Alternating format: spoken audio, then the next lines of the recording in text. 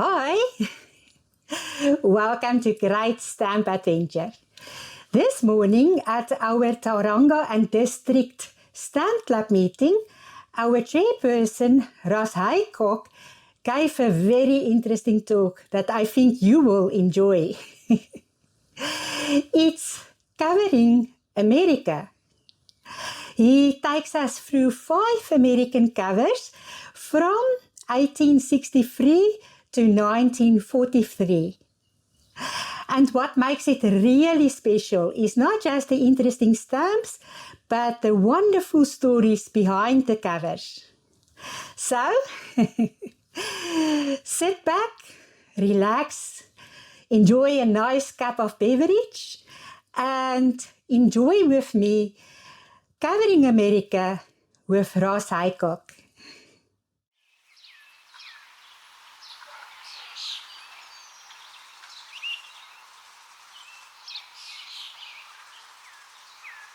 That I collect covers from America, and I've got quite a collection of them, and I'm just going to deal with 5 covers today from those years that you see there, covering 5 different states.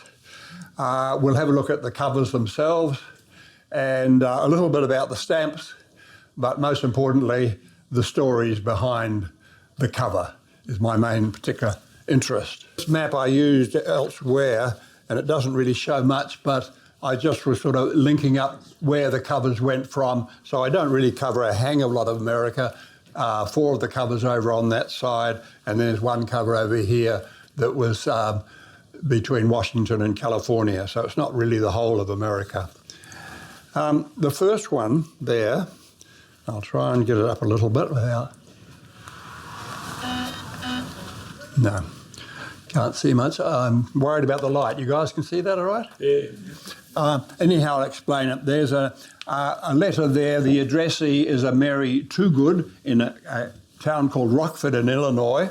And the sender, up in this top corner, if you can't see it, is from a person called W.W. Works, was his name, W-O-R-K-S.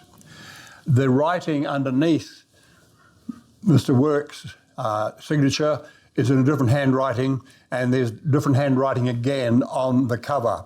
But the cover is cancelled the 6th of February in 1863, and the script says under W.W. Works' name that, quote, he was killed at Vicksburg in the Civil War in 1862. And that is wrong, because the battle took place the following year in 1863.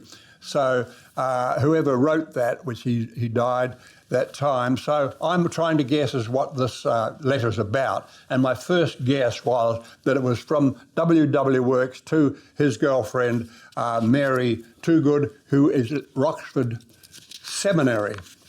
Mary Toogood attended Rockford Female Seminary. And a seminary is a college. It's a school for, normally it has a strong religious leaning, but at the time that she went, I ascertained that Mary was the first daughter of a couple who lived in Rockford, and so in 1863 she would be 30 years old, so she may well have been a staff member at that college, not necessarily an attendee.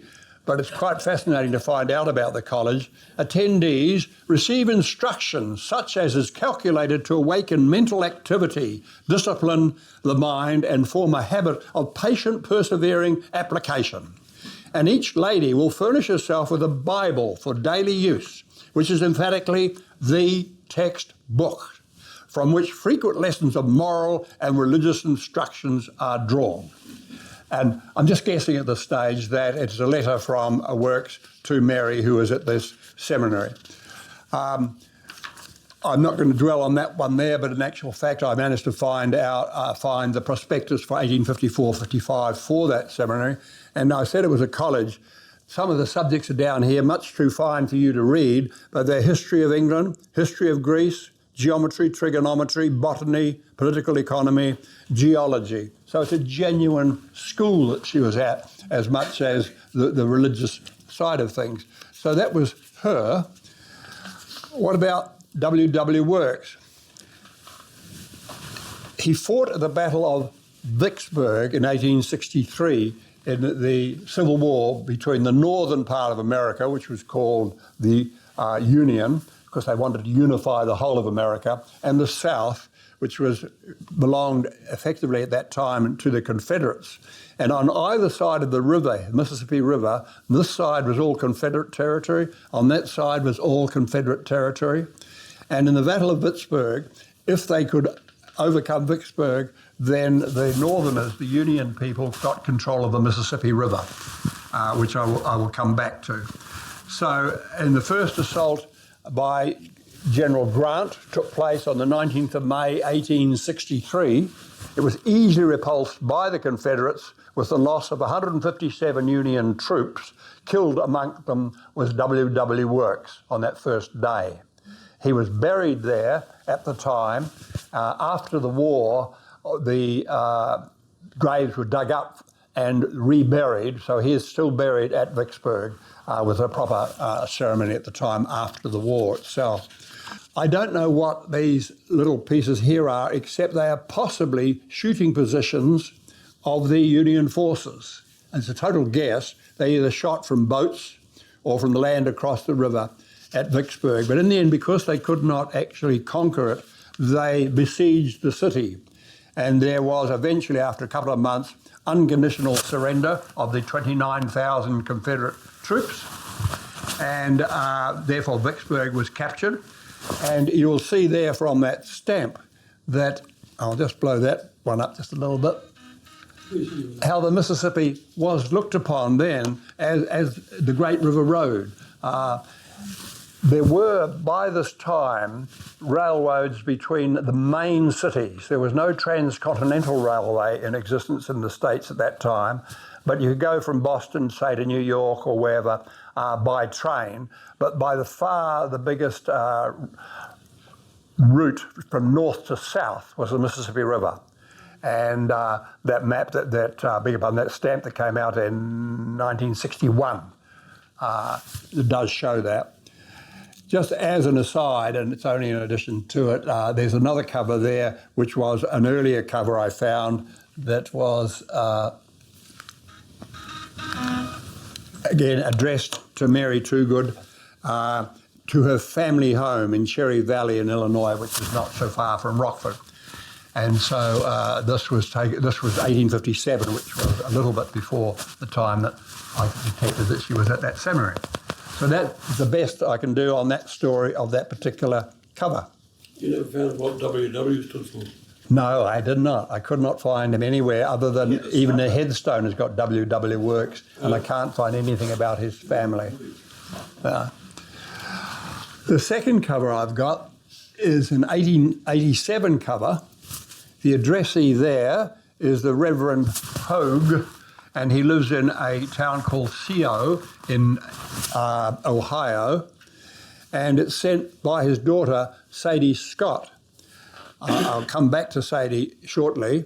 There is an interesting thing that starts to tell you the story about Sadie. This is an envelope, which was a commercial envelope. The background there is the envelope came actually from Kentucky, and she's used that envelope, put the stamp right over there for a reason which I will come to.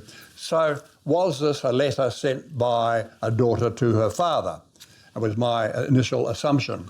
Just a brief look at the stamps. The 2-cent Washington, as on that cover, came out, the 2-cent version came out in several different colours for Washington from 1883 right through to 1890, when tuppence or 2 cents was the domestic second-class mail, and the 5 cents that was in 1882 and 1890 had Garfield on it was for first-class mail.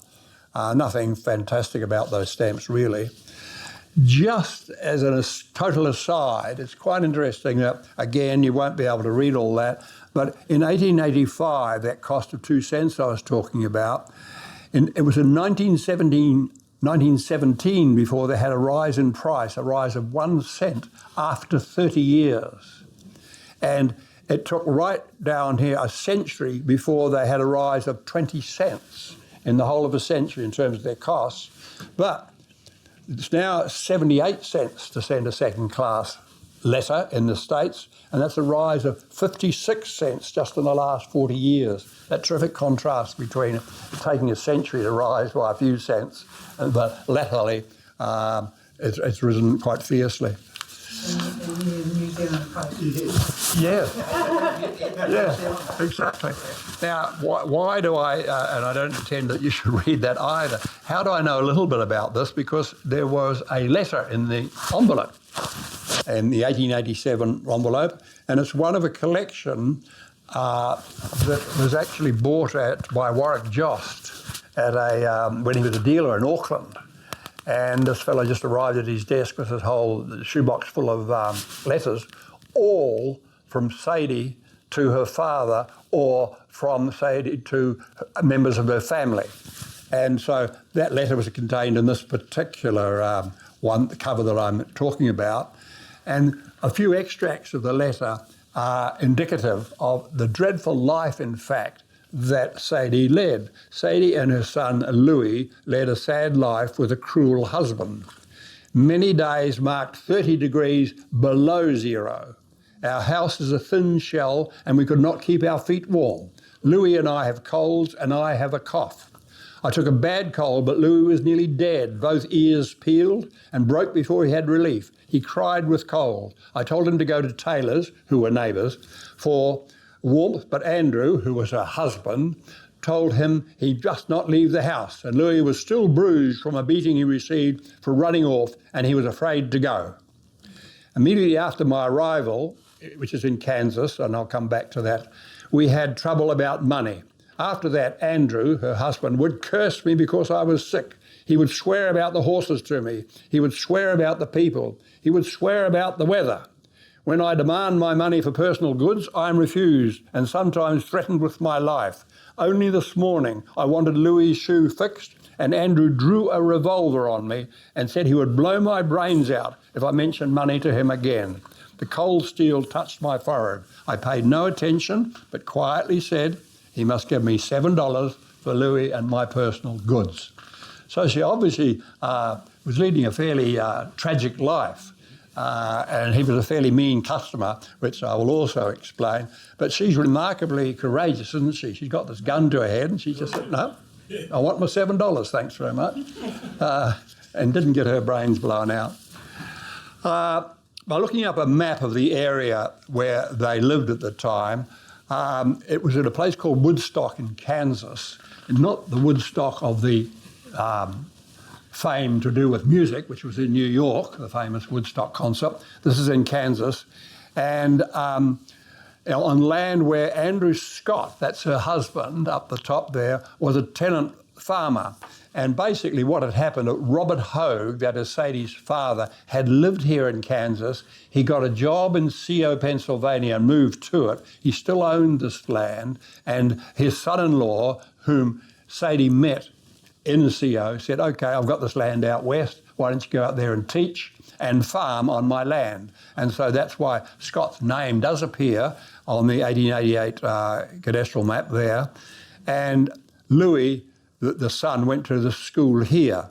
And I was impressed by the fact that the Woodstock school looks just like my memory of so many small schools around New Zealand.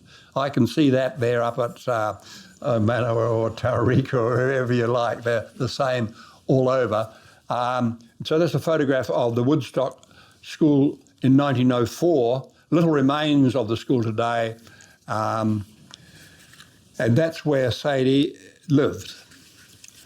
There's what I could find, that photograph of the school today, upside down, Ross, there we go.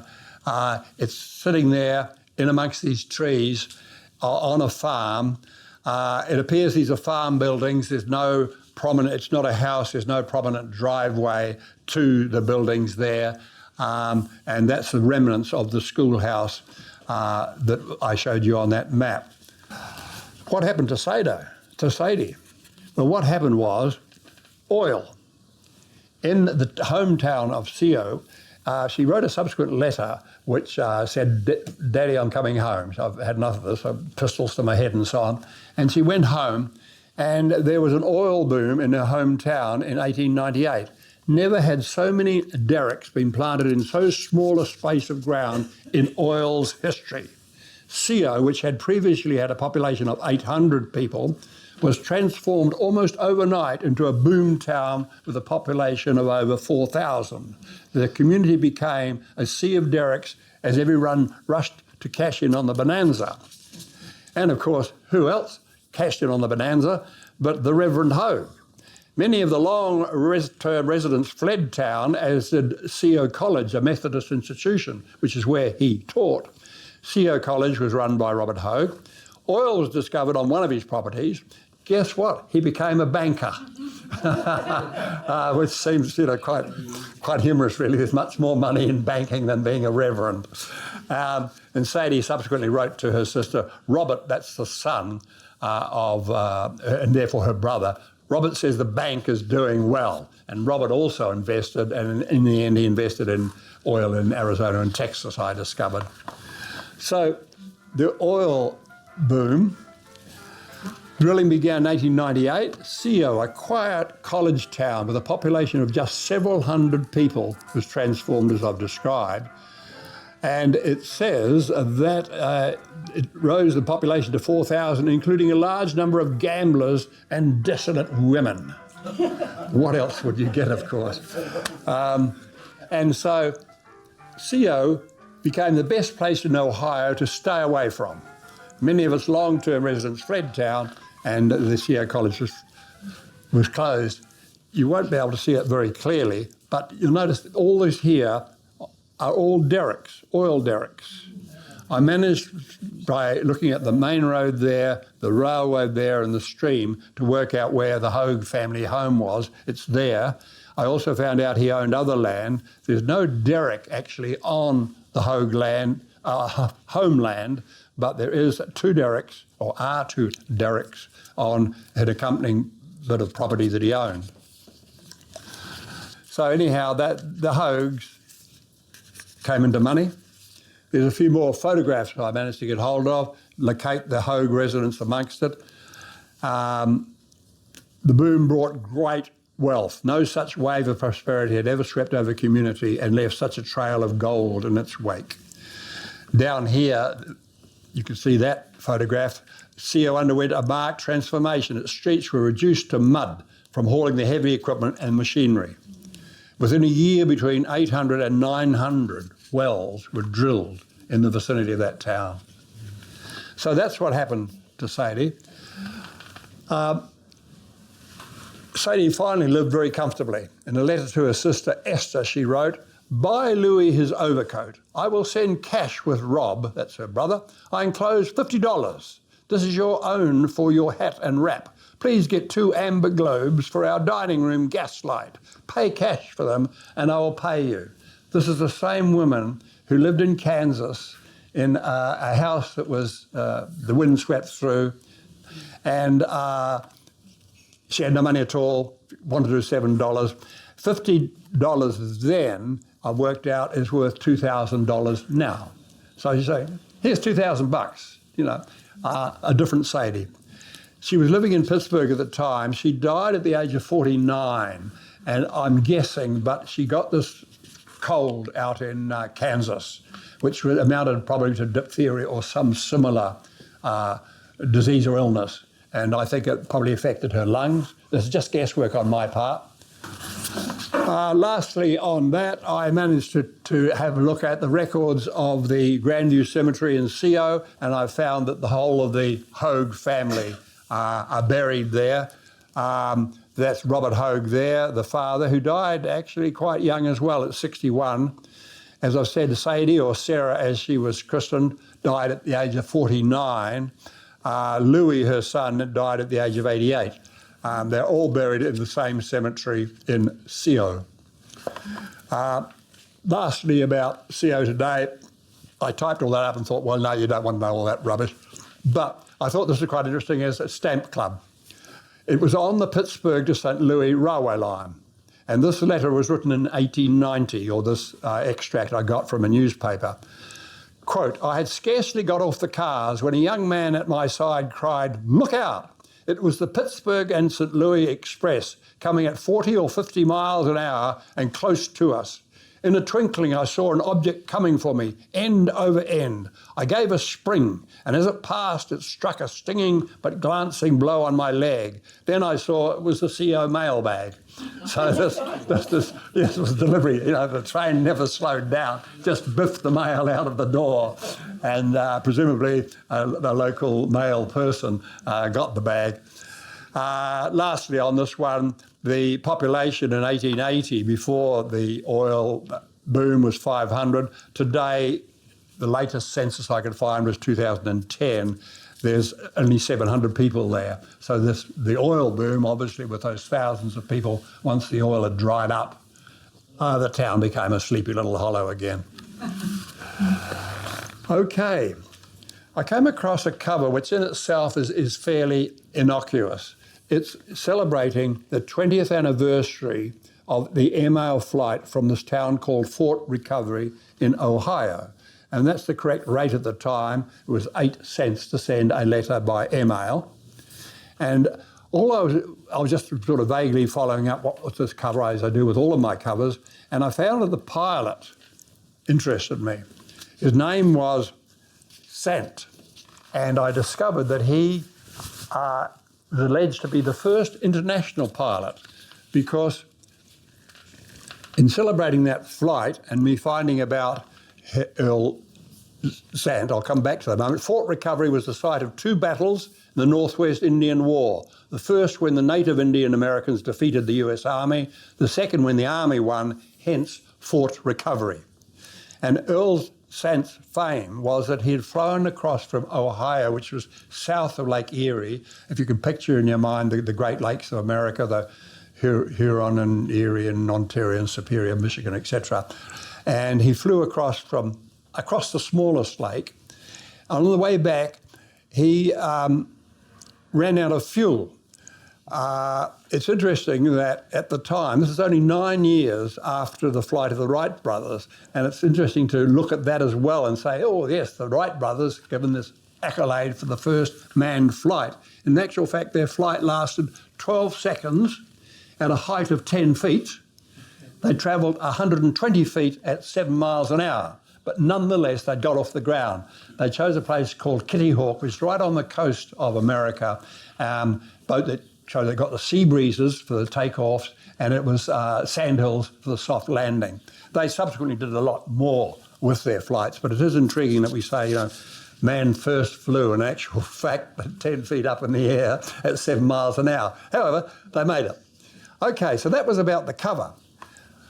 This fellow Sant, I said, flew to Canada and back. What did he fly in? That's the aeroplane that he flew in. Totally open to the atmosphere. I've heard that term flying bedstead used for the planes of the time. And he flew across and this is an actual photograph, it flew across Lake Erie. I don't think he landed because he ran out of fuel, and he tried to land on Lake Erie on his return. And he did land. As you can imagine, landing in that aircraft, he was a bit injured. He went ashore to look for some help to get his plane back. When they came across where his plane was, it wasn't there. It had sunk through the ice into the lake. Lake Erie doesn't always freeze over, and so the ice could have been quite thin. And in addition, there would be the temperature of the engine. And so he came back and said, oh, where's my aeroplane gone? It had gone for good. Earl Sant carried on. He brought a second plane, which is that photograph there, but unfortunately it crashed. And it crashed so severely at a June festival where he was the pilot that he died from the injuries 2 years later after his first flying lesson, about 6 months after that crash there. And I thought, well, that's interesting. He crashed on Lake Erie. He crashed in his second aeroplane. Let me follow this up a bit. He went to flight school in 1911 and bought his first plane that year. He had his first accident in his new Curtiss aeroplane on the first day that he experimented with it. But without intending to fly, he lifted from the ground, travelled 45 feet and crash landed, but avoided personal injury. Then he went across the lake, as we know, and he crashed. Sant bought a new Curtiss aeroplane in May 1912. That's just a year after he learned to fly. On his first public flight, when he was testing his machine, he crashed into a pole rather than hit spectators. After a couple of successful flights, he attempted a flight with his cousin on board. Sant crashed, but both survived with slight injuries. Sant had several more fine exhibition flights until a bad crash resulted in several severe contusions and a concussion. I love this one. While in New York and flying from Moravia, he was shot at by a confused farmer. Can you imagine that? Is it a bird? Is it a plane? Is it Superman? Have the Germans come? Imagine in his flying bedstead suddenly getting shot at. His next flights took him to a number of small towns. At Ripley, he ran his aeroplane into a wire fence but escaped injury. Sant crashed into a barbed wire fence while flying at an exhibition in Lorain, Ohio. He was unhurt. Sant's last flight was in Grove City, Pennsylvania, hitting a downdraft which caused the aeroplane to drop suddenly and smash into a garage. Earl sustained serious injuries, including a compound fracture to his left leg, a fracture to his left arm, and Earl developed lockjaw or tetanus. His symptoms became grave, and he died in June 1913. So his whole career of flying had lasted 2 years. The guy bought an aeroplane, it sank in a lake. He bought another one, kept crashing it, and then obviously God might have said, "I give up on you, mate. You've got 2 years only." Okay. The next one is just going to require a little bit of explanation for me, this cover in 1935, because I'll just trace you through and then I'll come back to it. The first, it's an envelope sent by Airmail, and there is a bona fide Airmail stamp up in there. 6 cents was the rate at the time, and it's been cancelled correctly. On the back, it's been received. June the 14th, it says June the 14th where it was cancelled there.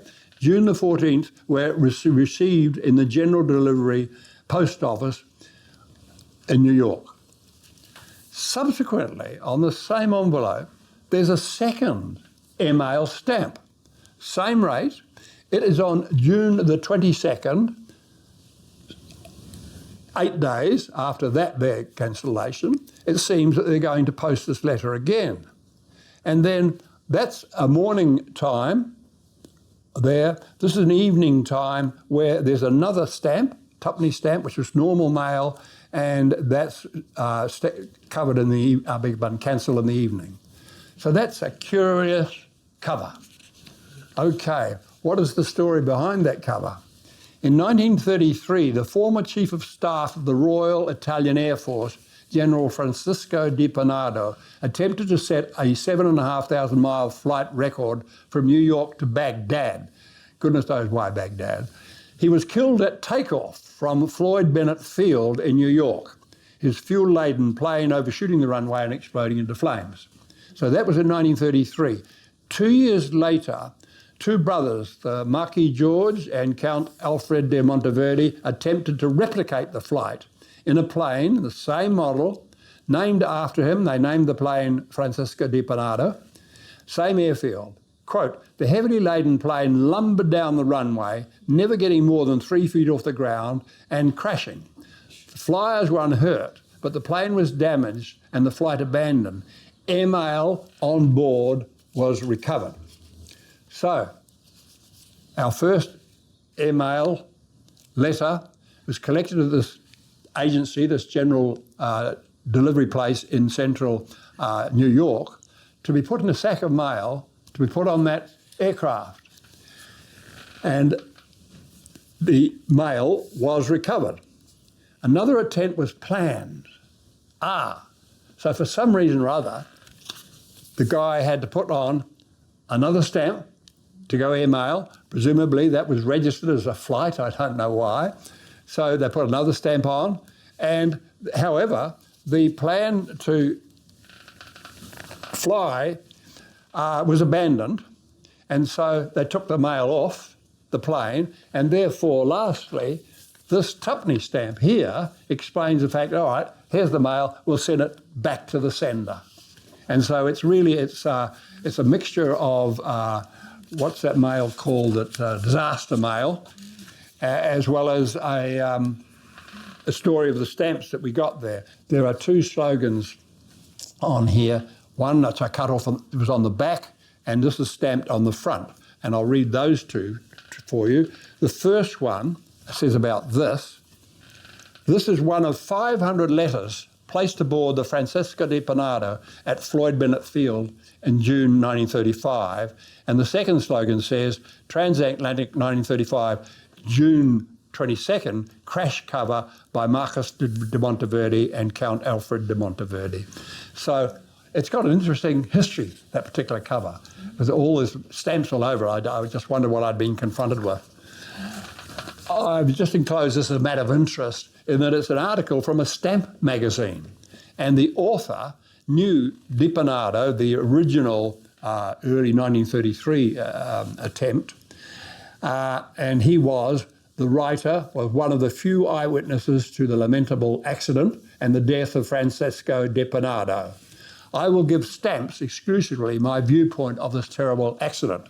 And he writes in it here, he knew this man. The small writing down here says, the Marquis de Panado called me on Friday morning and asked me for a weather forecast in Paris. So he obviously knew the fellow quite closely. And anyhow, that was published in the local stamp magazine, which I thought was vaguely of interest. What time have I got? I'm going to skip the next one, thank you. And we'll go to another cover in 1943. In 1943, one John Swetman was in the army, and he sent a letter to one Miss Verta Lee Bossage. And it was passed by the army censor, examiner, and so this letter went from a soldier to a young lady in Biloxi, Mississippi. And so I had to presume at that stage it's a letter sent by a soldier to his girlfriend. Jumping right ahead, the American Civil Rights movement of the 1960s. Martin Luther King's speech, and many of you will remember this, I Have a Dream. He stood up, it was the largest crowd evidently that had ever been gathered at Washington. I have a dream. And his speech included, I have a dream that one day even the state of Mississippi, a state sweltering with the heat of oppression, will be transformed into an oasis of freedom and justice. The southern states largely ignored federal directions regarding racial segregation at this time. College students from the outside, you remember college students, they're going to change the world. College students from outside the states increasingly sought to aid disenfranchised black citizens. This was a time when black people could not go into cinemas that the white people had, could not go into restaurants that the white people had. There was a young fellow, wasn't he, Tillotts, a boy who smiled at a white lady in the street, smiled at her, and was noticed by other white men. They grabbed him, took him out into the woods and hung him. And it was those sorts of times that Martin Luther King is talking about. The white supremacists began to fear, quote, an invasion of civil rights activists. Ku Klux meetings prepared for a nigger communist invasion of Mississippi. And this is a war between the Klan and the FBI. And in war, there must be some who suffer. And this relates to the Mississippi murders. On 21st of June 1964, 3 civil rights activists, 2 young white men and 1 young black man who was local from the Mississippi and was going to show the 2 young white men the local environment. They were murdered by a group of 20 people in a town called Meridian in Mississippi. The murderers, the gang of 20 included the county sheriff, the deputy sheriff, a police veteran, several army veterans, and the local church minister, who was proven to have actually been the schemer behind the murders. The activist car was noticed, it was intercepted, and the 3 men were taken to a farm site where they were shot and buried. After burying the men, the county sheriff told the group, "You've done a good job. You've struck a blow for the white man. Mississippi can be proud of you. Go home and forget it. But before you go, I'm looking each one of you in the eye and telling you this. The first man who talks is dead. Does anybody understand what I am saying? The man who talks is dead, dead, dead." Well, in that gang of 20, 1 man did talk. He became known as the 20th man, and he confessed about the crime in exchange for his release by the federal authorities. So he told them the story, and he told them about the murders and where the bodies were buried. The FBI, the federal agency, just a quick aside here, there was a state law and federal law encompassed the whole of the country. Therefore, if a crime was committed by people either crossing a state line or a crime was committed on those people who had crossed a state line, then it could become a federal matter as against a state matter, the crossing of a state line. And that's what had happened to those three in the car. So the FBI were quite legitimate in exploring it. And they had to have a search warrant. And so that's a copy I have there of the search warrant. And down below here is the signature of Verta Lee Sweatman. Do you remember my cover? Yep. It was from Sweatman to Verta Lee Bossage. So she was his girlfriend, because it's exactly what I say happened. As a result of the 20th man's evidence, the FBI obtained a search warrant. And the local US commissioner, obviously Washington could not run the whole of federal law across the whole nation, and they elected commissioners in each of the states to work on their behalf. And she was a Mississippi state commissioner, and her name was Verta Lee Sweatman. So that cover was from Corporal Sweatman to Verta Lee Bossage's girlfriend, and they had married. The US dropped the charges against the 20th man, and Verta Lee, again, she signed the documents that set the man free. You won't be able to read that, but there's an extract from, that's the New York Times, and on a page, the front page of it there, is this article about the release of the 20th man. And so Verta Lee Bossage was born in Biloxi. She did marry James Sweatman, and she served, as we know, as a commissioner. She died in 2006, aged 89. And is buried with her husband, and that is a photograph of their gravestone with the two of them. I'll be quick with this last one. It's a cover which has got two cancellations on it. Up at the top here, again, because perhaps I could possibly zoom on that one. Pull it down a bit and zoom on it. There we go. The top cancellation is from cancel Oleta in March 1933, and there's a second cancellation, Fiddletown, on December the 9th, California.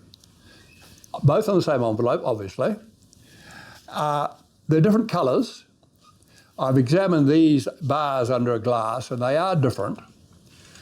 And so one could conjecture, okay, it was cancelled there, and a couple of years later it was cancelled there for this Oleta Fiddletown. Well, the story was that gold was discovered in California in 1852. You did produce that, so we can see that. Yeah. Mining was heavily dependent on water. In one settlement's area, the local source of water, Dry Creek, ran dry every summer. The miners could not work, they fiddled around. A local historian wrote about how there was a lot of music as the miners bided their town.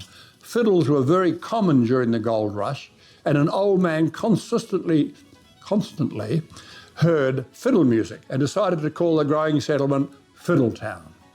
Later on, a wealthy settler who then built and owned a large ditch or canal to supply more constant water and therefore was no longer dry, was embarrassed by the name of Fiddletown and had the town renamed Oleta after his daughter in 1878. After his death, so it was renamed Oleta, but after his death, and with the Depression of 1932, people wanted to cheer up, and through a petition of 64 people, that was the total number of inhabitants of the town at the time, only 64, to the Postmaster General, the town was able to give a post office and get the town renamed Fiddletown. So it went from Fiddletown to Oleta to Fiddletown. Just a quick aside, Fiddletown is an inland Californian town. The gold rush, it was a bit like the oil rush that I described before. It had a population of about 200, but with the gold rush it went up to 2,000. But it was pan gold.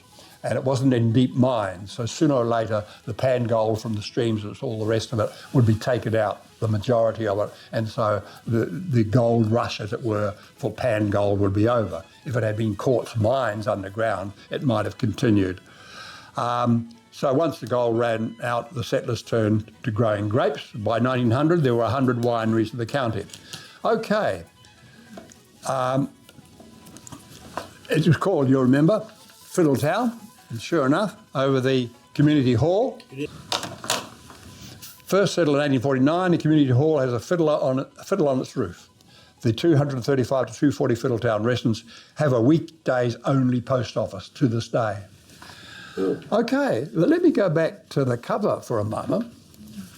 Oleta in 1933, Fiddletown in 1935. Oh, marks a change of name. But just a minute, the townspeople got together in 1932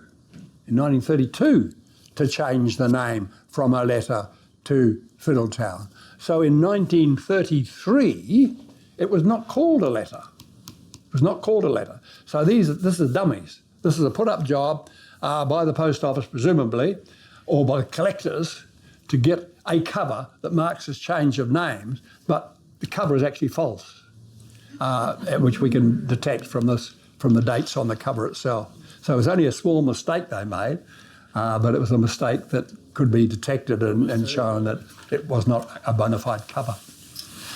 Okay, that's my lot. I've run out of breath. Any questions?